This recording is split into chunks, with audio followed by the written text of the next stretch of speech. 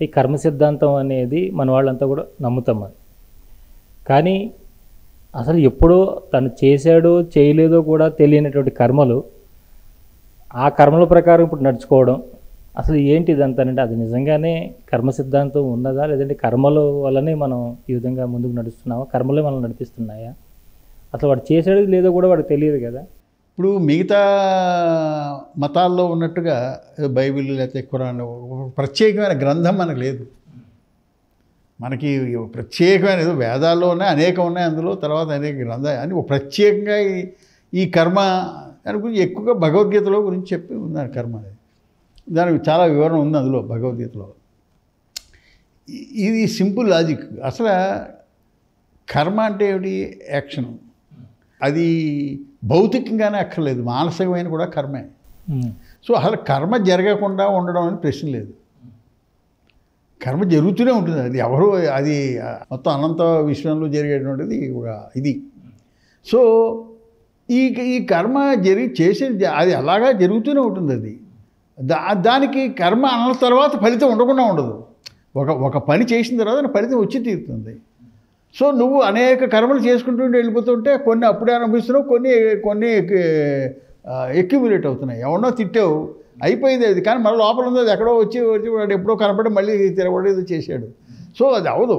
అతను ఎవరో అడిగాడు, నేను ఎప్పుడో చేసిన ఏ జన్మలోనో ఎప్పుడో వచ్చి నాకు తెలియకుండా ఏం చేశానో తెలియదు, ఇప్పుడు నేను ఇప్పుడు అనుభవిస్తున్నాను, నేను ఎందుకు అనుభవించాను, నాకు ఏం చేశానో నాకు తెలియకుండా నేను ఇప్పుడు ఎందుకు సఫర్ అవ్వాలి అని అంటాడు. చాలా లాజికల్ క్వశ్చన్ అది. వాడు ఎవడో అంటాడు చెప్పి కొట్టారా అంటే అది ఇది ఓకే వేసావు పనిష్మెంట్ ఏం చేశాను నేను, అది ఎవరు చెప్పట్లేదు. మరి వాడు పుట్టేటప్పుడే పాపం వాడు కాలు లేకుండా పుట్టాడు అనుకుందాం. ఏంటి మరి నువ్వు అని మామూలుగా వాళ్ళందరూ వరకు ఎప్పుడో చేసుకున్నాడు కర్మ.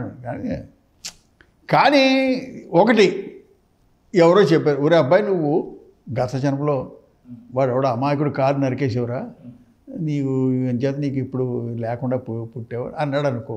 అది నిజమా అబద్ధమో తెలియదు నీకు, నువ్వు నమ్ముతావా? అది ఎవరు చెప్పలేరు నీ అంటే ఇప్పుడు దీనికి కారణం ఎవరు చెప్పలేరు. కానీ సత్యం ఏమిటి? నీ కారు లేకపోవడం, ఇది ఫ్యాక్ట్. సో నువ్వు జీతం గడపాలి, నీ దీంతో గడుపు. సో అది నీకు ఎలా వచ్చేది తెలియదు. అంటే ఇది యాక్సెప్ట్ చేయి. వాళ్ళు దానికి అందుకే అంటారు కదా, సంఖ్యలు చేతికి సంఖ్యలు పడ్డాడు, ఇది ఎలా వచ్చాయి సంఖ్యలు, అసలు ఎవడేసాడు అని టైం వేస్ట్ చేయడం కంటే ముందు వీటిని భద్రకొట్టడం ఎలాగో ఆలోచించరా అన్నాడు. అంచేత కర్మ సిద్ధాంతం నువ్వు చేయవలసిన ఏంటంటే కర్మ చేయకుండా ఉండలేవు, దాని ఫలితం కూడా తప్పదు. కొన్ని ఫలితాల వల్ల ఆనందం వస్తుంది, కొన్ని ఫలితాల వల్ల బాధ కలుగుతుంది. సో ఎల్లప్పుడూ ఆనందంగా ఉండడం కుదరదు. ఈ కర్మ చేసే నేను ఎప్పుడూ ఆనందంగా ఉంటాను ఎవరైనా చెప్పగలరా? ఎవడైనా ఎప్పుడూ నీ పలానా కర్మకి పలానా ఫలితం పొందుతాను అని ఎవడైనా చెప్పగలరా? లేదు.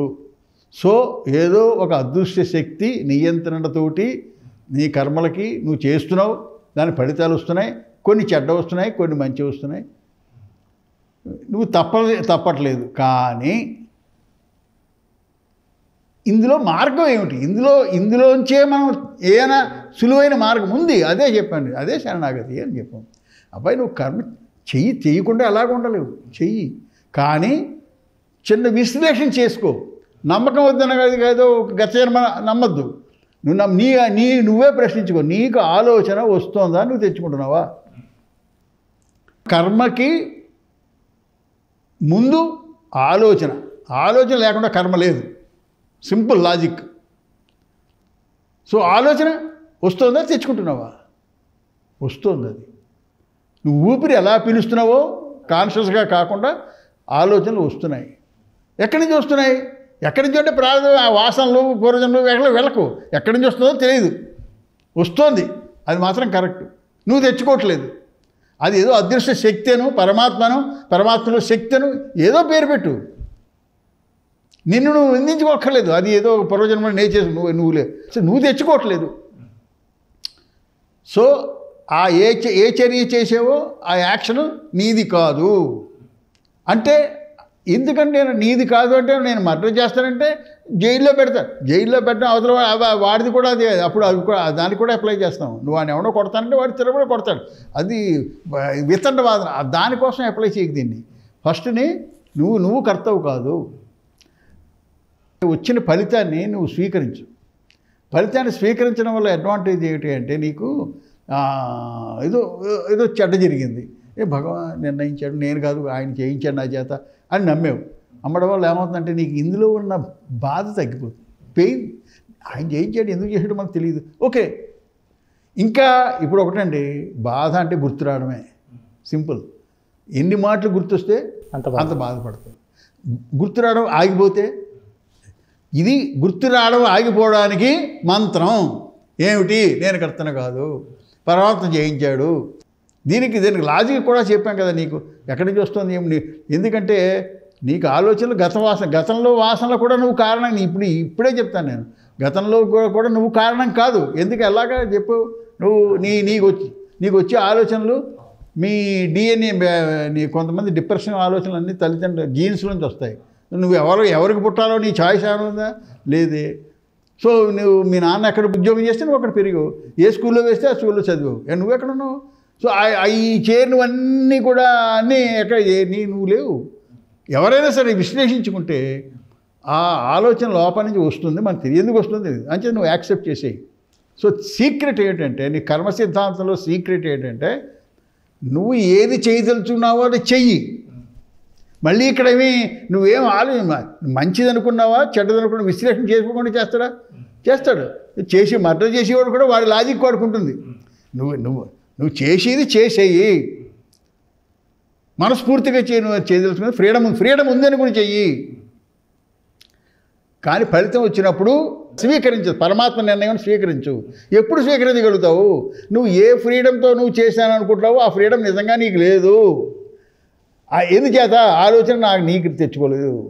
అదే అంటాడు ఆయన రమేష్ బల్సే గారు. నోట్లే కరెన్సీయే కానీ ఫేక్. ఫ్రీడమ్ ఎందుకు లేదు? Freedom absolute freedom. నువ్వు నీ ఇష్టం చెయ్యి, కానీ చేస్తే వరకు. అంచేత ఇది ఇంతకన్నా ఐఎమ్ టెలింగ్ యూ, ఇది చాలా చిన్న విషయాల దగ్గర నుంచి చాలా పెద్ద విషయాల దాకా ఇది జీవితంలో ప్రాక్టికల్గా హెల్ప్ చేస్తుందండి. ఇది చాలామంది వేదాంతం కంటే ఇదే నేను ఎక్కువ చెప్పదలుచుకున్నాను. నువ్వు జీవితంలో ఆనందంగా గడపాలంటే, ఆ దుఃఖాల నుంచి బయటపడాలి అంటే ఇది 100% బిలీవ్ చేయి. దానికి నీకు ఒక రేషనల్ ఎక్స్ప్లెనేషన్ నేను ఇచ్చాను. ఇప్పుడు బ్లైండ్గా ఏదో పూర్వజంలో కర్మ చేసుకున్నావు ఇప్పుడు అనుభవించి, నేను అలా మాట్లాడలేదు. నేను I don't want to talk that. Just simple చెయ్యి. చాలామంది ఫోన్ చేస్తున్నప్పుడు, స్వామి ఆయన ఎవరో దత్తాత్రేయుడి గురించి చెప్పాడు ఇది అన్నాడు. బాబు నువ్వు విను, నీకు మనస్సుకి ఏది తెలిస్తే చెయ్యి, తప్పులేదు అని చెప్పాడు. ఇది ఎవరికైనా ఇదే చెప్తున్నాను నేను, వాడు ఫోన్ చేసిన వాడికి. భగవద్గీతలో ఆ శ్లోకానికి అర్థం ఇదే, అసలైన అర్థం ఇదే అండి. దీనికి అర్థం వల్ల ఎందుకు అందలేదు అంటే, నిష్కామ కర్మ చెయ్యి అన్నాడు. నిష్కామ కర్మ అంటే అర్థం అంటే కర్మ యొక్క ఫలితం ఆసక్తే. కానీ నేను వాడు ఎవరికో 1000 రూపాయలు జ్ఞానం చేసి నేను ఈ కర్మ నేను చేయట్లేదు అనుకుంటున్నాను అని ఊకే మాట్లాడితే సరిపోతుందా? చేశాడు కదా అది మాట అనుకుంటు. నిష్కామ అంటే నాకు వాడికి ఇస్తే 1000 రూపాయలు నాకు పుణ్యం అక్కర్లేదు, ఈ 1000 రూపాయలు ఇస్తే నాకు పుణ్యం అక్కర్లేదు అని అనుకుంటే అయిపోతుంది. లేదు, అంచేత ఈ లోతుకి వెళ్ళడం మన వాళ్ళు ఎక్కడ వివరణ జరగలేదు. ఆ శ్లోకానికి సరైన వివరణ నా దృష్టిలో పడలేదు. చాలామంది ఉండొచ్చు, కానీ నా దృష్టిలో ఇది ఒక చక్కటి ఆర్గ్యుమెంట్. అది this was built up by Ramesh Balsekar, translator of Nisargadatta Maharaj. ఒక 2 పేజీల్లో. ఎందుకంటే చాలా సైంటిఫిక్గా అనిపించింది నాకు. నేను అప్లై చేసుకున్నా కూడా. నాకు జీవితంలో చాలా డిసప్పాయింట్మెంట్స్ నుంచి అతి సులువుగా ఇటుపడ్డాను. నేను అనుభవించకుండా ఎవరికి చెప్పట్లేదు. చాలా డిసప్పాయింట్మెంట్స్ పెద్దవి ఉన్నాయి, అన్నింటిలోంచి బయటపడ్డాను దీనివల్ల అతి సులువుగా. సింపుల్. సో అది ఫస్ట్. అది అంతే. కర్మ సిద్ధాంతంలో ఎవరు ఏమి వచ్చిన దాని గురించి జరిగిన దాని గురించి పరమాత్మ నిర్ణయం అనుకుని యాక్సెప్ట్ చేయడమే. నేను ఎప్పుడో చేసింది చెప్పకుండా ఇవన్నీ చేయడం అనవసరం.